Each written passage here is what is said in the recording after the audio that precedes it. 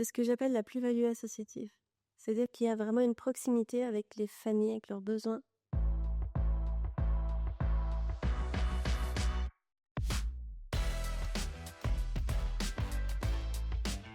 Bah, moi, je suis Colline Denis. Donc, du coup, moi, je suis présidente de l'association donc, depuis 2022. Ma mission, ça va être d'accompagner la halte le mieux possible en tant que parent et puis que parent élu dans le bureau de l'association de parents. Moi, je suis Catel Lepensec-Chapira. Je suis la directrice de l'Halte Garderie des Pichot. Et moi, j'encadre l'équipe. Je veille à l'accueil des enfants et de leurs familles. Tu fais le lien aussi à l'association, parce que mine de rien, bien sûr, nous, l'association, on s'appuie énormément sur Catel en tant que directrice.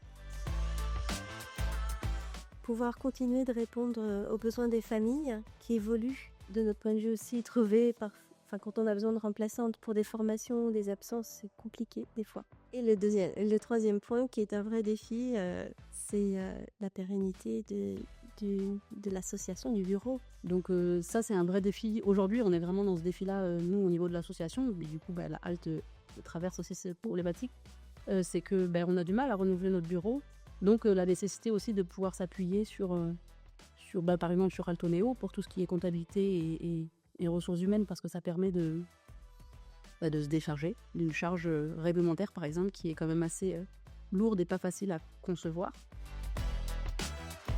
Néo a été choisi parce que il répondait le mieux aux missions que l'association avait envie de lui confier. Par rapport aussi à la proximité, parce qu'il y a une agence sur Pouancé où il est facile du coup de rencontrer les différents intervenants.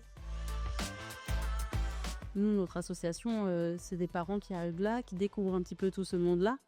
On n'a pas forcément la mesure de savoir gérer la comptabilité d'une structure comme la Halte Garderie qui accueille beaucoup de monde, des subventions. D'un seul coup, ça met sur nos épaules de parents peut-être beaucoup de choses qu'on n'a pas forcément l'habitude de gérer. Et puis, un point très fort pour moi, et en tant que présidente d'association, c'est le fait de pouvoir faire appel à Altoneo, notamment à M. Noguet, quand on a notre assemblée générale.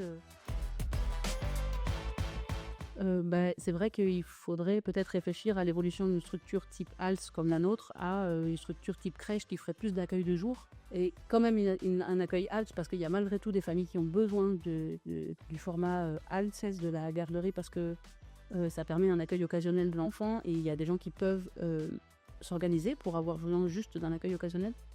Et puis en parallèle, au niveau de l'association, il y a cette question de, puisque je parle de la pérennité des parents au sein de l'association, est-ce que ça ne mériterait pas de réfléchir à la question de l'enfant, de son âge de petit enfant, jeune enfant, l'accueil de la petite enfance, jusqu'à son adolescence, et du coup de faire une structure associative qui serait même plus grande, qui permette aux parents de s'investir à plus long terme. Pour nous, asso, les bénéfices qu'on tire avec Altoneo, c'est ça, c'est de prendre un peu d'assurance, de se sentir peut-être un peu plus costaud sur les choix qu'on fait. Parce qu'on sait que derrière, on a discuté de choses un peu pointues avec des gens qui ont la compétence de vérifier.